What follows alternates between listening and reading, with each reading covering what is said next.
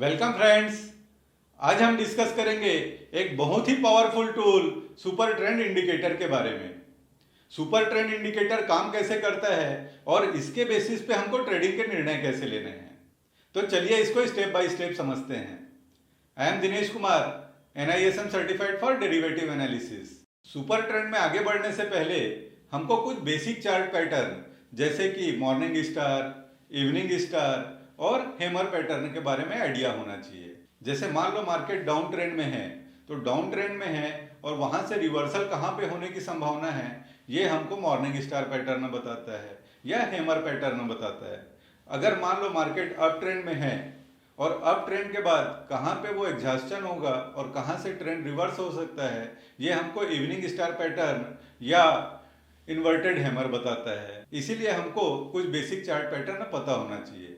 अब morning star, तो morning star में मान लो मार्केट डाउन ट्रेंड में है कंटिन्यूअसली, लेकिन डाउन ट्रेंड में रहने के बाद मान लो बॉटम पे एक डोजी का फॉर्मेशन होता है और जो डोजी से पहले वाला रेड कैंडल है उसके रिस्पेक्ट में जो नेक्स्ट कैंडल होगा वो एक ग्रीन कैंडल होना चाहिए और ये जो ग्रीन कैंडल का क्लोजिंग है वो प्रीवियस रेड कैंडल की जो बॉडी है उस बॉडी के 50% से हायर लेवल पे क्लोज होना चाहिए।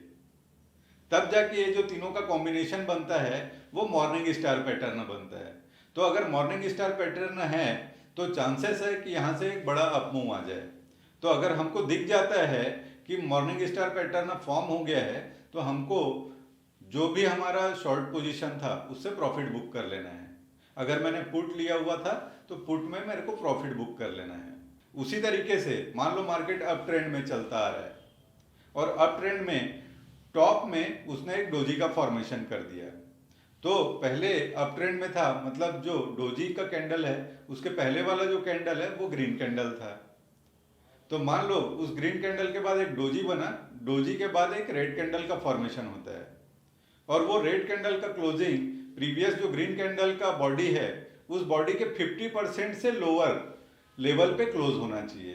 तो ये जो पैटर्न बनेगा वो हमारा इवनिंग स्टार पैटर्न है। अगर इवनिंग स्टार पैटर्न है तो चांसेस है कि वहां से ट्रेंड रिवर्सल हो जाए। यहां तक तो हमने समझ लिया कि बेसिक चार्ट पैटर्न कौन कौन से हैं।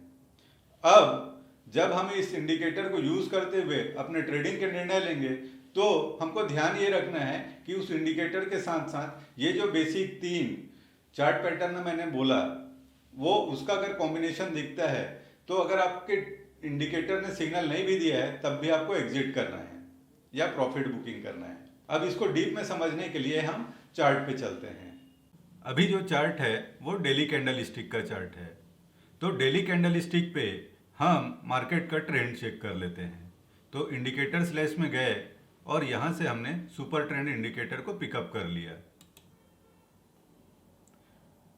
ये हमने सुपर ट्रेंड लगा लिया।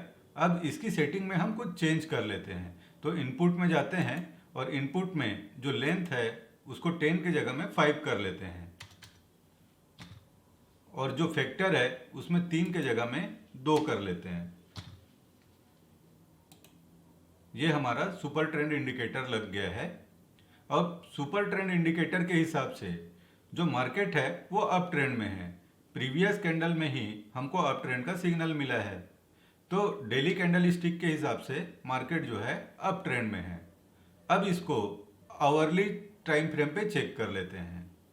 अब हम टाइम फ्रेम को 1 डे से हटा के 1 आवर का कर देते हैं।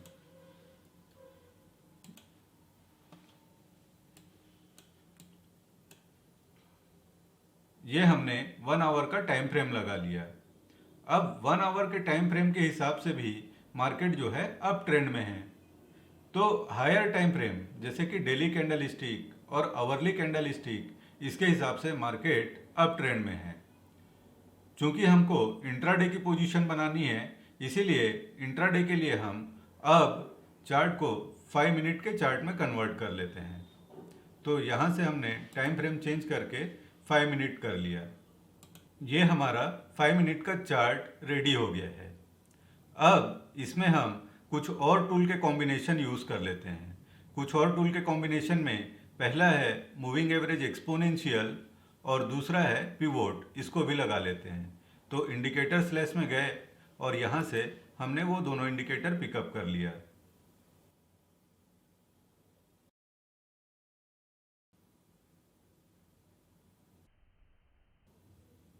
अब हमने मूविंग एवरेज एक्सपोनेंशियल और पिवोट पॉइंट को पिकअप कर लिया है।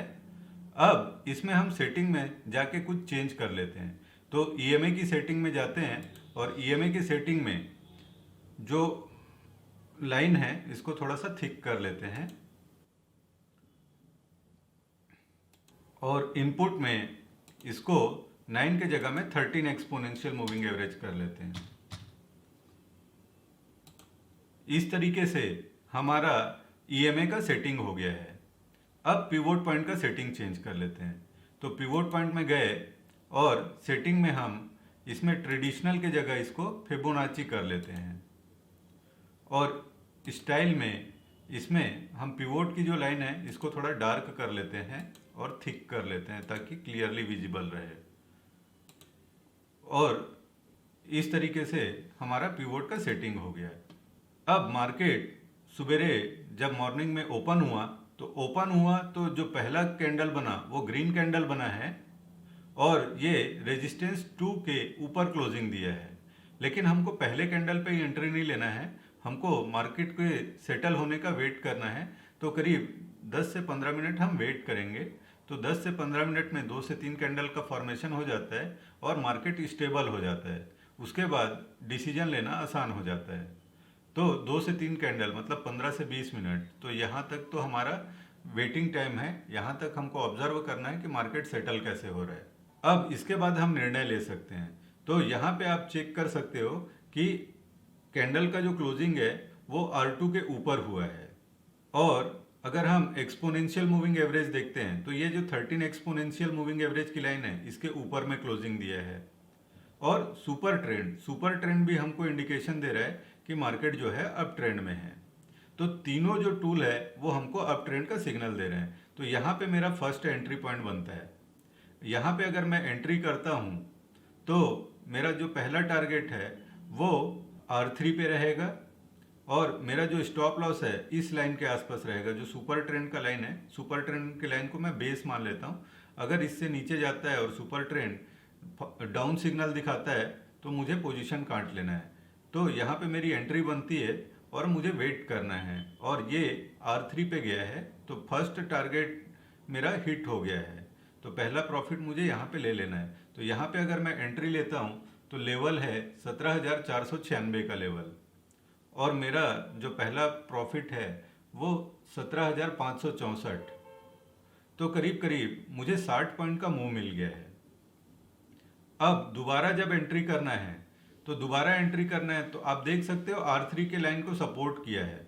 कंटिन्यूसली जो प्राइस है R3 के लाइन के ऊपर रहा है और इस पर्टिकुलर पॉइंट पे आप देख सकते हो कि इसने एक रेड कैंडल का फॉर्मेशन हुआ, उसके बाद डोजी बना, उसके बाद ग्रीन कैंडल का फॉर्मेशन हुआ। तो ये जो पहला ग्रीन कैंडल का फॉर्मेशन हो रहा है और ये 13 एक्सपोनेंशियल मूविंग एवरेज के लाइन को टच किया हुआ है, तो यहाँ पे मैं दोबारा एंट्री कर सकता हूँ क्योंकि इसने R3 के लेवल के ऊपर बहुत सारा समय बिताया हुआ है। मतलब चांसेस है वो सस्टेन करेगा और अपमूव को कंटिन्यू करेगा। तो यहाँ पे मेरा सेकेंड एंट्री बनता है। यहाँ पे अगर मैं एंट्री करता हूँ तो फिर से मुझे एक अच्छा प्रॉफिट मिल जाता है। अब इस पर्टिकुलर पॉइंट पे मुझे प्रॉफिट बुक करना है क्योंकि अगर इस पर्टिकुलर पॉइंट को देखें तो ये जो प्राइस है और ये 13 एक्सपोनेंशियल का लाइन है, ये दोनों के बीच में डिफरेंस बढ़ जाता है। डिफरेंस बढ़ गया है तो उस कंडीशन में हमको प्रॉफिट बुक कर लेना चाहिए क्योंकि प्राइस कोशिश करता है कि 13 एक्सपोनेंशियल मूविंग एवरेज की लाइन को फिर से टच करे।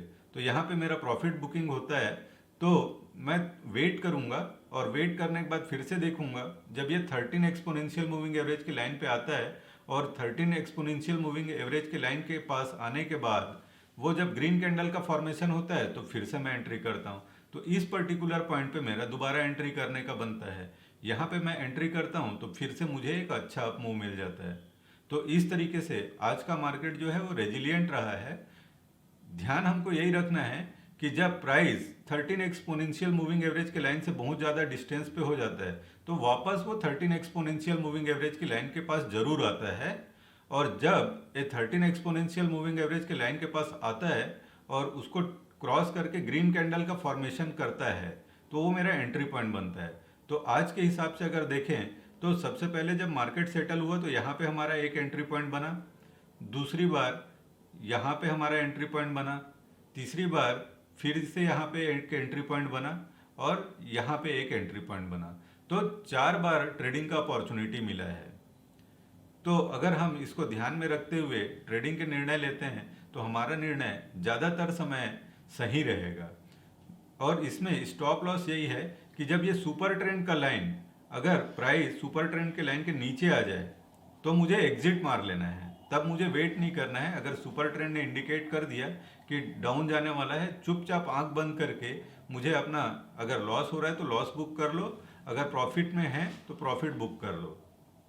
सुपर ट्रेंड मेरा एक तरीके से आप बोल सकते हो डायनामिक सपोर्ट का काम करता है। जब तक सुपर ट्रेंड के ऊपर प्राइस चल रहा है तब तक मुझे डरने झिझकने का जरूरत नहीं है। जब सुपर ट्रेंड से नीचे अगर प्राइस आ जाता है, चुपचाप मुझे एग्जिट कर देना है।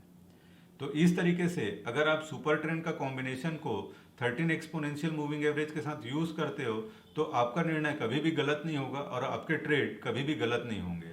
और मैं श्योर हूँ कि अगर ये कॉम्बिनेशन को आप डिसिप्लिन्ड वे में फॉलो करते हो, जैसे कि जब ये 13 एक्सपोनेंशियल मूविंग एवरेज के लाइन पे आता है और यहीं पे ग्रीन कैंडल फॉर्म होता है, तभी हमको एंट्री करना है। यही हमको डिसिप्लिन का ध्यान रखना है। हमको जब प्राइस हमारे रेंज से बाहर आ गया है उस समय पे हमको उत्साहित होकर एंट्री नहीं करना है, हमको वेट करना है, धैर्यपूर्वक वेट करना है कि price again 13 exponential moving average के लाइन पे आए, उसके बाद ही हमको एंट्री करना है, तब जाके हम प्रॉफिट ले सकते हैं। अगर हम प्राइस 13 एक्सपोनेंशियल मूविंग एवरेज के लाइन से दूर है और उस समय एंट्री करते हैं तो हम नुकसान ही कर बैठेंगे। इसीलिए कभी भी ध्यान रखना है, एंट्री हमारा सबसे इंपॉर्टेंट है। एंट्री 13 एक्सपोनेंशियल मूविंग एवरेज के लाइन पे ही होना चाहिए। अगर आप ये डिसिप्लिन फॉलो करते हो, डेफिनेटली आपका ट्रेड बहुत अच्छा होगा और कहीं जाने की जरूरत नहीं है। सिर्फ इसी को फॉलो कर लेंगे तब भी आप सक्सेसफुल ट्रेडर बन जाएंगे। यहाँ तक तो हमने समझ लिया सुपर ट्रेंड इंडिकेटर को यूज कैसे करना है और इसके साथ साथ जो डिफरेंट चार्ट पैटर्न है उसको कैसे मर्ज करना है। और इन दोनों के कॉम्बिनेशन के साथ अगर हम निर्णय लेते हैं तो डेफिनेटली हमारा जो ट्रेडिंग है वो सक्सेसफुल रहेगा। यहाँ तक साथ में बने रहने के लिए धन्यवाद। Thanks for patient listening. See you in the next video. Thank you.